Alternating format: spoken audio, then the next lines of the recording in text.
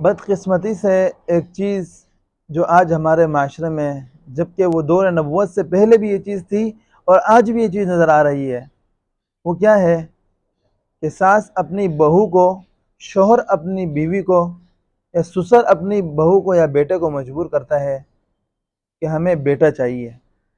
اگر ایک بیٹی پیدا ہوئی تو تھوڑا سا موڈ خراب ہو گیا، دوسری بیٹی پیدا ہوئی تو بہو برے لگنے لگی، اگر تیسری اور چوتھی بیٹی پیدا ہوئی تو شاید کہ بیٹے کو گھر سے بھی نکال، بہو کو اپنے گھر سے بھی نکال دیں۔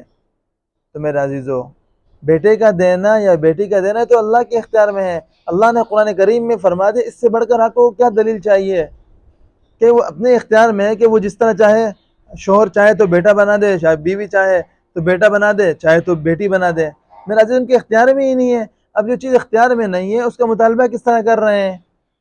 قرآن کریم میں اللہ کیا فرمائے؟ یَهَبُ لِمَن يَشَاءُ إِنَاثًا، جسے چاہے بیٹی دیتا ہے، یَهَبُ لِمَن يَشَاءُ الذُّكُورَ، جسے چاہے بیٹا دے دیتا ہے، أَوْ يُزَوِّجُهُمْ ذُكْرَانًا وَإِنَاثًا، جسے چاہے دونوں دیتا ہے، أَوْ يُزَوِّجُهُمْ ذُكْرَانًا وَإِنَاثًا وَيَجْعَلُ مَن يَشَاءُ عَقِيمًا، جسے چاہے اللہ بانجھ پیدا کر دے، نہ بیٹا دے نہ بیٹی دے۔ یہ تو اللہ کے اختیار میں ہے، جو چیز اللہ کے اختیار میں ہے۔ خدا را بہت سے واقعات ایسے دیکھنے کو ملتے ہیں۔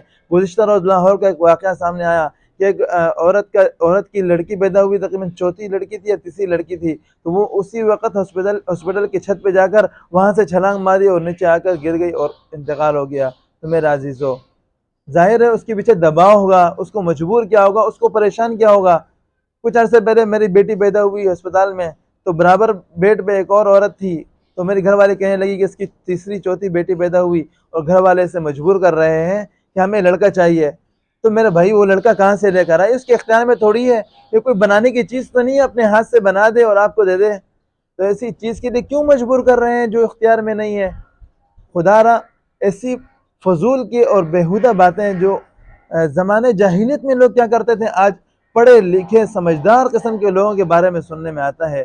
بہت افسوس ہوتا ہے۔ اللہ رب العزت ہمیں ان باتوں کو صحیح طور پر، قرآن کریم کی ان آیات کو صحیح طور پر سمجھنے کی توفیق عطا فرمائے۔ کم از کم قرآن کریم کا مطالعہ کرے، قرآن کریم پڑھے، اس کے ترجمے کو پڑھے، اس کی تفسیر کو پڑھے، تاکہ آپ کو دین کی صحیح سمجھ تو آئے۔ دین کے بارے میں پتہ نہیں ہوتا اور ایسی بیہودہ بات منہ سے نکل جاتی ہے جو انسان کو کفر تک پہنچا دیتی ہے۔ اللہ رب العزت ہمیں عمل کی توفیق عطا فرمائے۔